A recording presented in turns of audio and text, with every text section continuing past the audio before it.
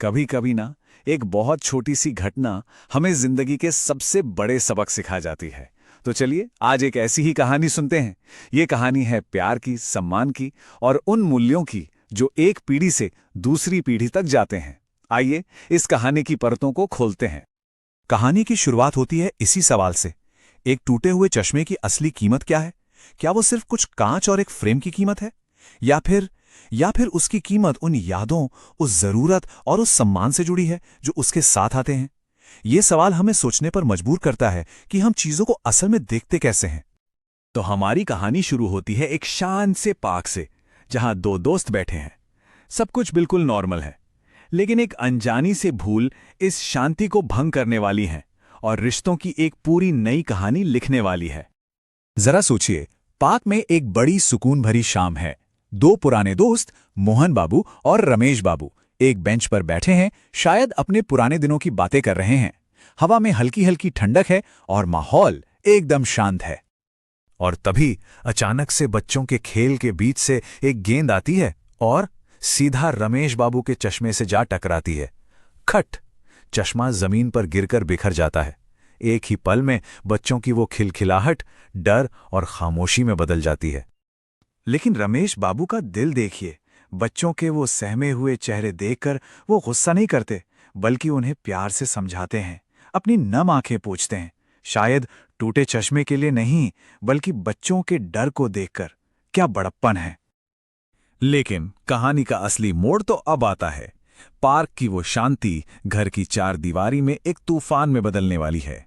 एक ऐसा तूफान जहां प्यार पर गुस्सा हावी हो जाएगा।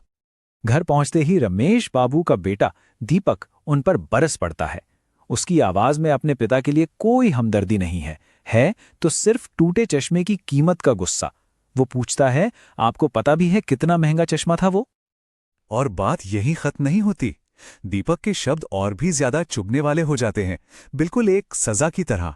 वो अपने ही पिता को उनकी सबसे बड़ी जरूरत के बिना रहने को कह देता है। यहां सम्मान और प्यार की कोई जगह ही नहीं दिखती, सिर्फ बेरुखी है।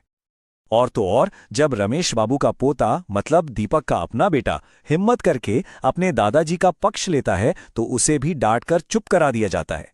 दीपक ये देख ही नहीं पा रहा कि वो गुस्से का ये कौन सा बीज अपनी अगली पीढ़ी में बो रहा है। लेकिन इस सारे गुस्से और कड़वाहट के बीच कहानी में एक बहुत ही खूबसूरत मोड़ आता है। और ये मोड़ बच्चे लेकर आते हैं, जो हमें दिखाते हैं कि सच्ची समझदारी और प्यार असल में होता क्या है।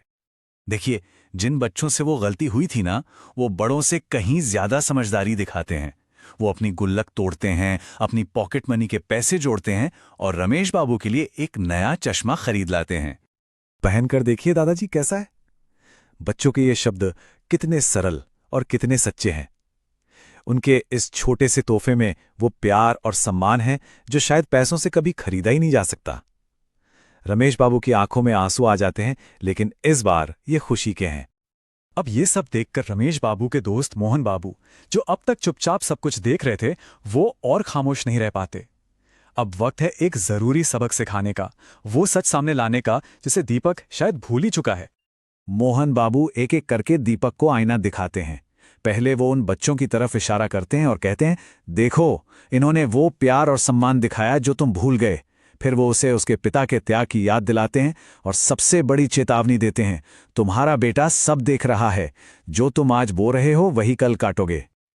और फिर मोहन बाबू वो गहरी बात कहते हैं, बेटा, बबूल के पेड़ पर आम नहीं लगते। मतलब साफ है, नफरत और बेइज्जती का बीज बोकर प्यार और सम्मान के फल की उम्मीद नहीं की जा सकती। ये इस कहानी का सबसे बड़ा सबक है। मोहन बाबू के शब्दों का असर बहुत गहरा होता है। अब कहानी अपने अंजाम की तरफ बढ़ रही है, जहां एहसास भी है और माफी की गुंजाइश भी। मोहन बाबू के शब्द तीर की तरह सीधा दीपक के दिल में लगते हैं। सच का सामना होते ही वो टूट जाता है। उसे अपनी भयानक गलती का एहसास होता है और वो अपने पिता के पैरों में गिरकर उनसे माफी मांगता है। रोते हुए कहता है, मुझे माफ कर दीजिए पापा, मैं कैसे आपके प्यार को भूल गया। और आखिर में एक पिता का दिल।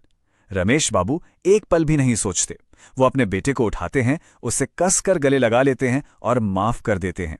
यही तो होता है पिता का प्यार, बिना किसी शर्त के। ये एक बहुत खूबसूरत पल है जो हमें रिश्तों की असली ताकत दिखाता है। तो ये कहानी हमें एक बहुत ज़रूरी सवाल पर लाकर छोड़ देती है। हमारे आज के काम, हमारा व्यवहार, हमारे रिश्ते, यही हमारे आने वाले कल की नींव हैं। तो सवाल ये है कि हम सब अपने और अपनी आने वाली पीढ़ी के लिए कैसे बीज बो रहे हैं, प्यार के या गुस्से के? इस पर सोचना बहुत ज़रूरी है।